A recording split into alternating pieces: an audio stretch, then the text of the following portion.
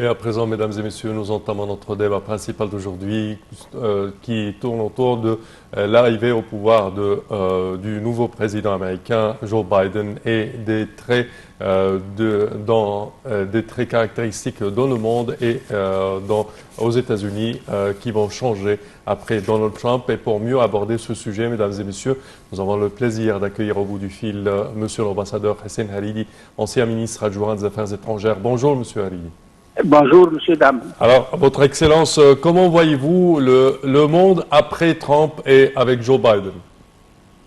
Je pense que pas seulement les États-Unis, mais que le monde entier, le système politique international, oui, va sentir les effets positifs des changements qui ont déjà, à vrai dire, commencé, principalement le retour des États-Unis à l'Organisation mondiale de la santé, ainsi que le retour de l'Amérique à l'accord de Paris sur le changement climatique.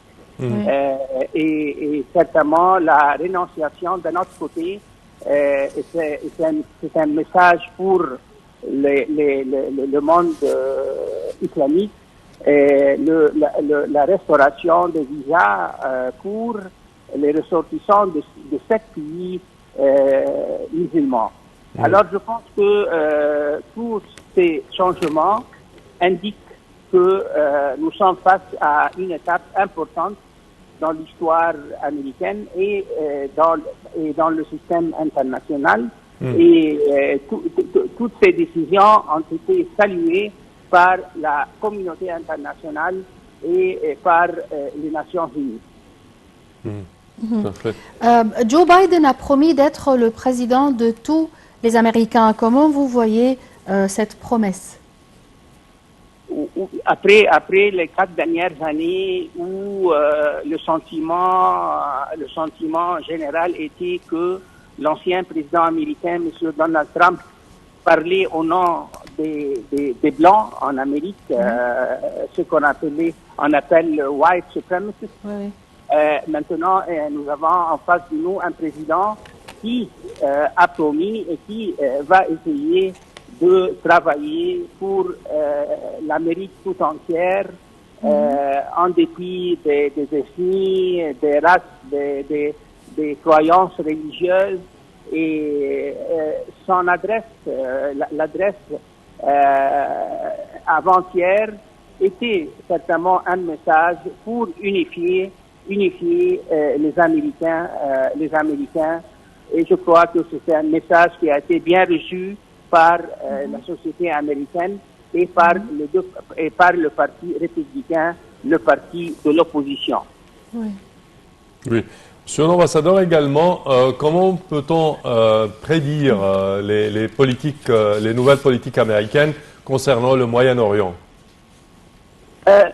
Certainement, quand on parle des positions américaines, de la politique américaine vis-à-vis le Moyen-Orient, il y a des choses qui ne changent jamais.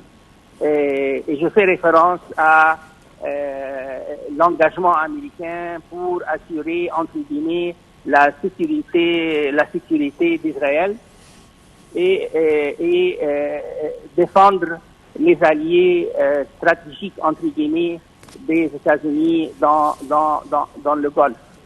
Mais parlant, ceci dit, moi je pense que la priorité de l'administration Biden au Moyen-Orient, au moins pour cette année 2021, sera comment traiter du dossier du programme nucléaire iranien et comment traiter avec l'Iran à la lumière de ces politiques régionales qui ont, à vrai dire, déstabilisé le Moyen-Orient et le Yémen. Et certainement, le ministre d'État, le secrétaire d'État américain, M.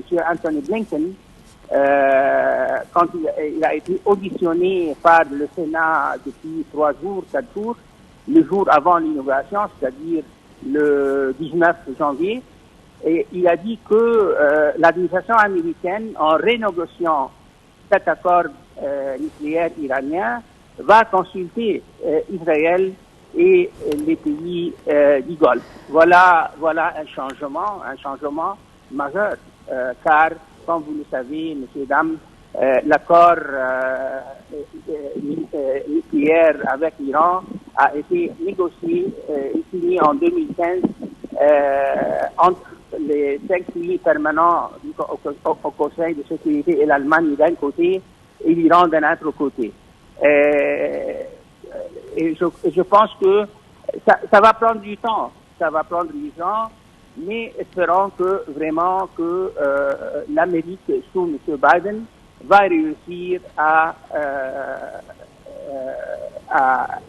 engager l'Iran dans des négociations sérieuses pour un accord plus global que l'accord signé en 2015. Monsieur l'ambassadeur, Kamala Harris est la première femme noire et d'origine asiatique à devenir vice-présidente des États-Unis. Comment vous voyez ce choix et ce duo avec Biden?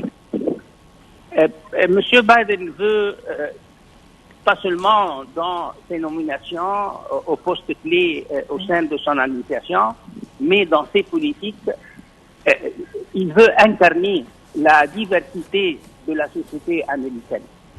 Et la diversité de la société américaine est une base importante de la démocratie en Amérique.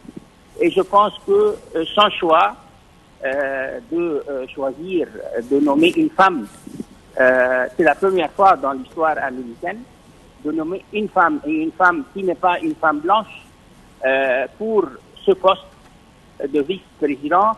Je crois que c'est un message clair pour les Américains de toute souche que il va respecter la diversité de la société américaine. Et je pense que cette nomination-là, le fait qu'une femme non blanche occupe ce poste veut dire beaucoup de choses sur la démocratie américaine et sur les tendances de M. Biden lui-même.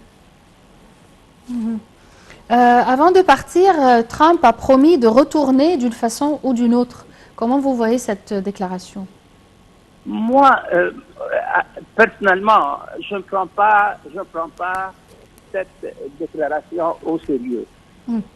Pour plusieurs raisons. La première raison, dans le système politique américain, aucun parti, à part du Parti républicain et le Parti démocrate, ont pu s'enraciner dans pas seulement l'imaginaire américain, mais dans le système. Il y a un parti communiste américain, et un autre parti, mais on n'a jamais entendu parler. Le système américain est basé entièrement ou presque entièrement sur ces deux partis principaux. La deuxième raison est que Monsieur Biden, Monsieur Trump, je crois, lui, il a dit que son mouvement vient de commencer, mais on verra si il va réussir à inciter ses supporters à rester fidèles à ses principes. Mais je pense que certainement M. Trump comme personne et comme tendance va rester quelque temps à influencer, à impacter la politique en Amérique.